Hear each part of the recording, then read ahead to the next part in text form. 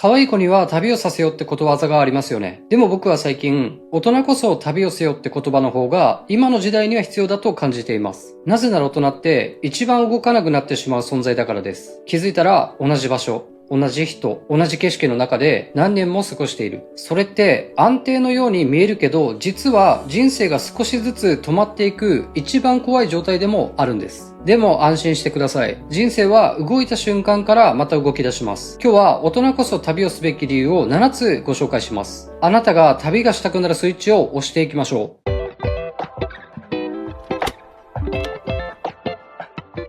大人こそ旅をすべき7つの理由。1、思考は環境に支配される。人の思考って才能よりも意志よりも環境に支配されます。毎日同じ場所で同じ景色を見ていると、脳はこれ以上考えなくていいと省エネモードに入ります。そうすると考えなくなる、疑問を持たなくなる、挑戦しなくなる、余計な行動をしなくなる。これは考えなくなった人が悪いわけじゃなく、環境に適した脳の仕様なんです。旅に出ると自動的に言語も景色も文化も常識もアップデートされます。すると脳がこうなるんです。ちょっと待って。世界変わった？脳が新たな環境に対応できるようにまた動き始めるんです。2、旅に出れる自分を再構築できる。あなたは最後に海外旅行に行ったのはいつですか？多くの人の前提はこうです。旅行は年に1回。海外旅行はハードル高いから3年に1回くらい。忙しいから今は無理。でもそれ、今の自分の条件を前提にした未来なんです。前提を変えたら未来の選択肢は変えられます。月1で海外に本気で行きたいと思った場合、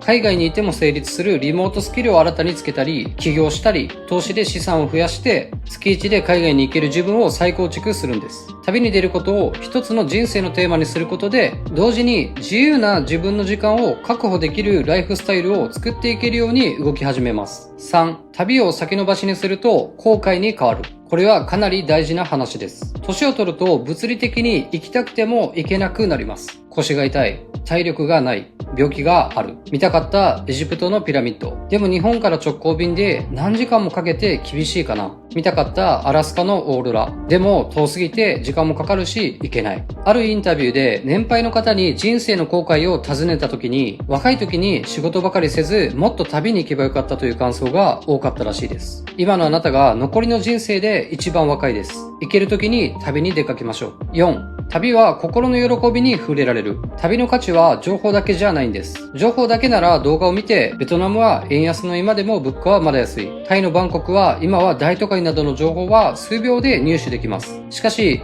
現地の空気、匂い、雰囲気、人の表情、あなたに生まれる新たな感情。これは動画や SNS では体験できません。現地で感じる感動は理屈を超えて心に残ります。生きてるなって感覚を思い出させてくれるんです。僕はタイに移住しているんですが、タイに来てみた夕日が綺麗すぎて、その時ナイトマーケットから見てたんですけど、しかもちょうどそのタイミングで僕が好きなビートルズのレッド・イット・ビーが流れてきて、自然と涙が出てきたんですよね。今の時代、動画でも綺麗な夕日は見れるし、レッド・イット・ビーもすぐに聴けるけど、あの瞬間の感情はあの場所でしか味わえないと改めて思いました。5、移動は最も簡単な自己再起動。多くの人は自分を変えようとすると、まず努力を選びますよね。習慣を変えよう。もっと勉強しよう。悪い習慣をやめよう。これはこれでとても大事な習慣なんですけど、変わるには地道な積み重ねが必要なんです。脳科学的に見ると、人の脳は一度できた思考回路や行動パターンをできるだけ維持しようとします。だから変わろうとするほど脳はストップをかけるわけです。ここで移動が入ると何が起きるか。場所が変わることで脳は一度既存の回路を手放します。すると感情の可動域が広がる。視点が変わる。行動の選択肢が増える。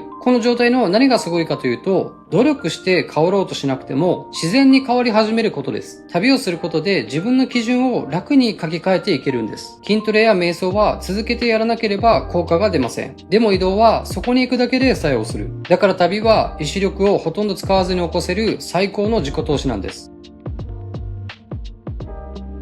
6、旅好きな人と周波数が同期する。旅に出ると不思議なことが起きます。似た価値観の人とやたら出会う。これ、偶然じゃありません。人は普段住んでいる場所、働いている環境、人間関係でほぼ固定されたコミュニティの中にいます。でも旅に出るとそのフィルターが一度外れます。すると、今の自分と近い感覚を持つ人が目に入りやすくなる。旅先で出会う人って、よく考えると共通点があります。好奇心が強い人、変化を楽しめる、世界を広く見ようとしている、自由を大事にしている、人生を最大限楽しもうとしている、時間とお金に余裕がある、機嫌がいい。これ実は成功者の共通点と似てるんです。人は行動の選択で会う人の層を決めています。旅を選ぶ人は同じように旅を選ぶ人に出会うし、話が合う。僕の最近の不思議な体験なんですけど、今一番好きな旅系 YouTuber の人がいて、偶然タイで3回遭遇したんです。時間帯、行動範囲、選択肢の多さで考えると、同じタイミングで意図せずに3回も遭遇する確率ってめっちゃ低いと思うんです。でも現実に起きた。目には見えない近い周波数の人を引き寄せる力はあるんだなと思いました。7、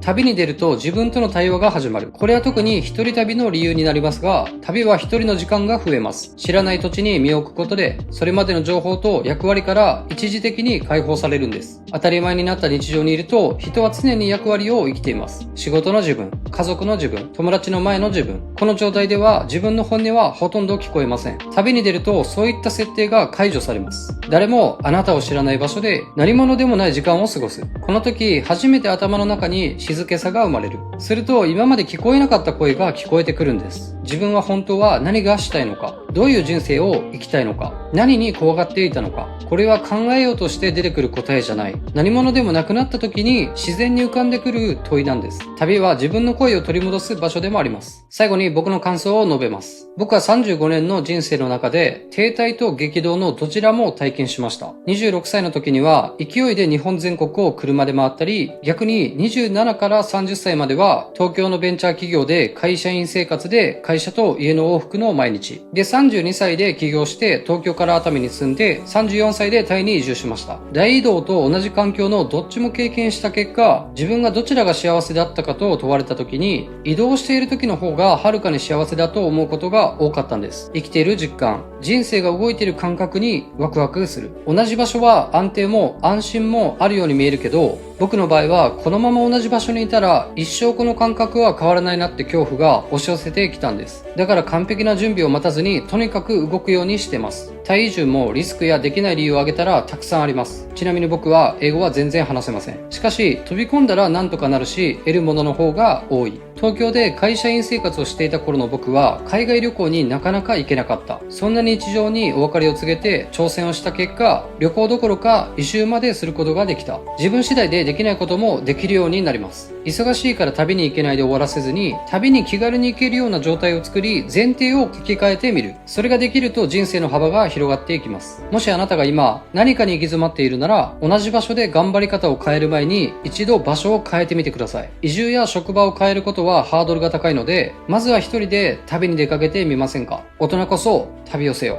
答えは旅の先に見つかるかもしれません。このチャンネルではこれからも世界の実業家たちのためになる情報や自己理解や成功法則を軸にあなたの人生のスイッチを押す発信をしていきます。ここまで見ているあなたは本当にすごいです。その探求心と集中力はすでに変化が始まっている証拠。最後までありがとうございました。ではまた次の動画で会いましょう。